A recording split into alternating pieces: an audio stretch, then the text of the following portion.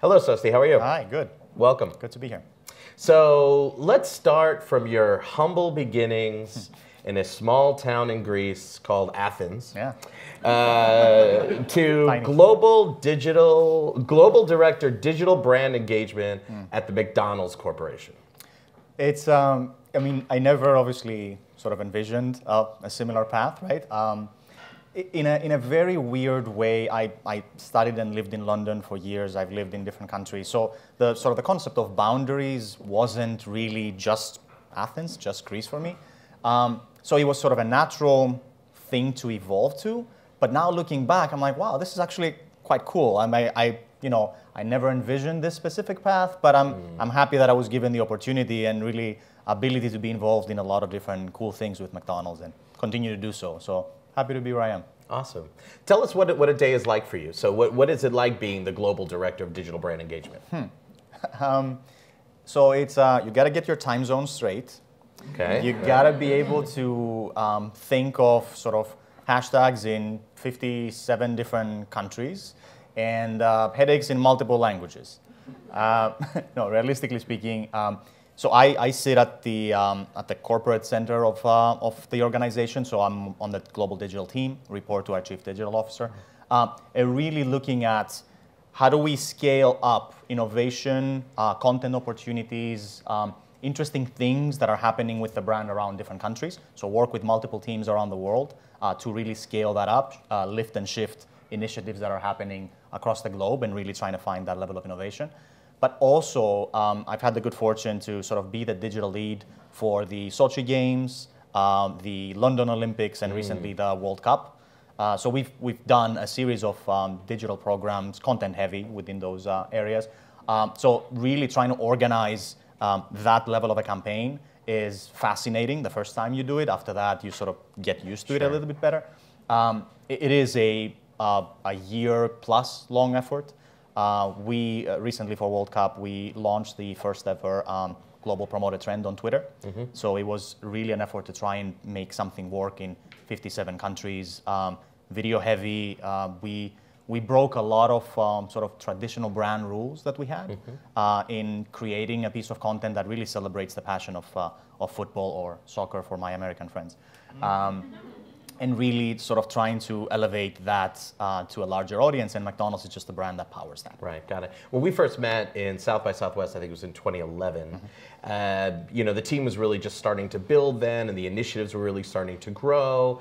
I would imagine that you really have to have a lot of people to be able to do this. How are you currently staffing this? Are there hundreds of people involved in this, or is this a small team looking to grow? So as far as the digital team is concerned, it is a very small team.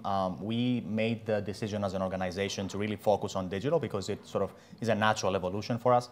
So about a year ago, we hired a chief digital officer with the intent to build and staff a team. Right now, we're pretty much a startup in a large organization, so a small group of people that's looking at doing marvelous and really ambitious things.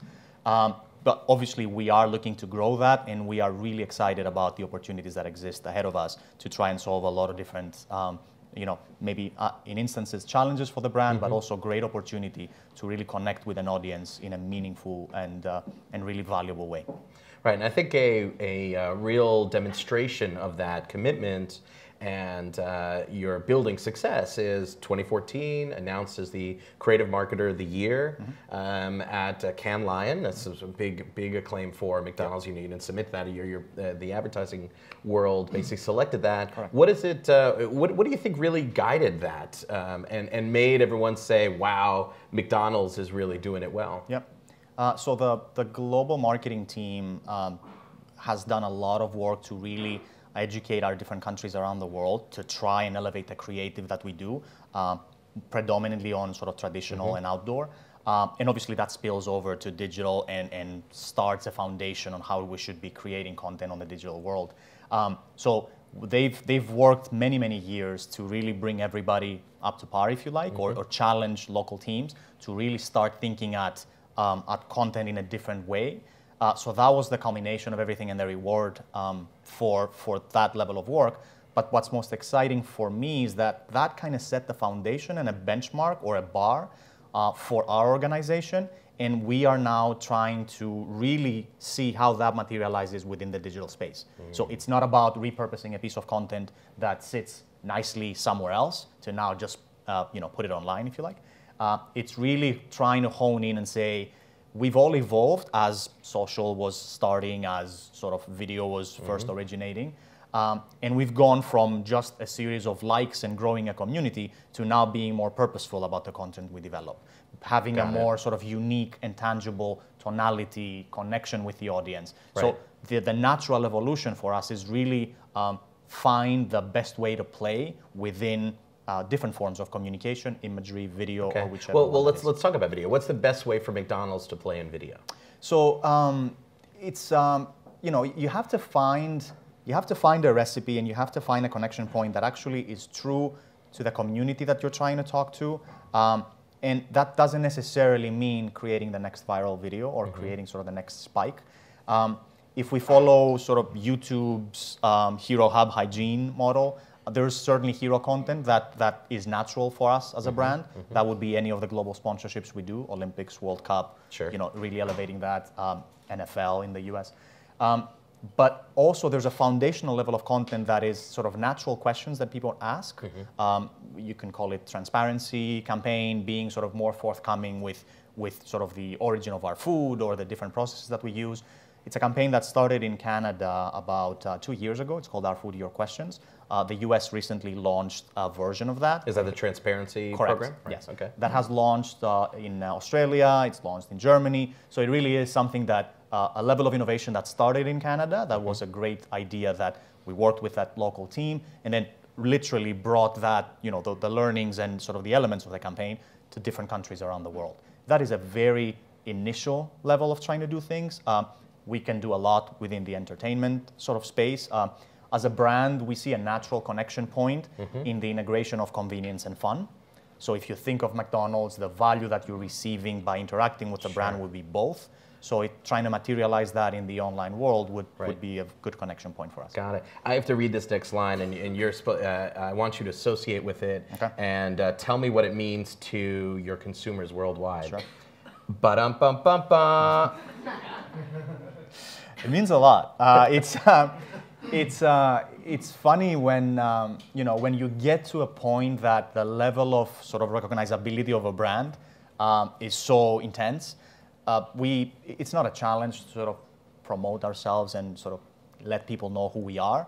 It's more connecting with audiences in a way that is different and really trying to expose layers of the brand that you might not necessarily know. There's consumers in the US that haven't traveled outside of the US, and for them, McDonald's is what they see within geography, right? We are in 119 countries. We have 35,000 restaurants around the world that look very different, right? Depending on the country that you visit. Sometimes on how different they are. Exquisite restaurants, very, very different design, and which is imaging and remodeling sort of effort has happened in the US for quite some time, but parts of Europe are beautiful in their design direction. So trying to elevate that layer of the brand, and consumers online love it. Whenever we showcase menu items that are in different parts of the world. Sure. Good example would be the Maharaja Mac in India. For logical reasons, you cannot serve beef, so it is a Big Mac with a chicken patty instead of a beef patty and a different sauce. So there's things that we do. We are a very local brand, so we're trying to do that and elevate that in the digital space as well.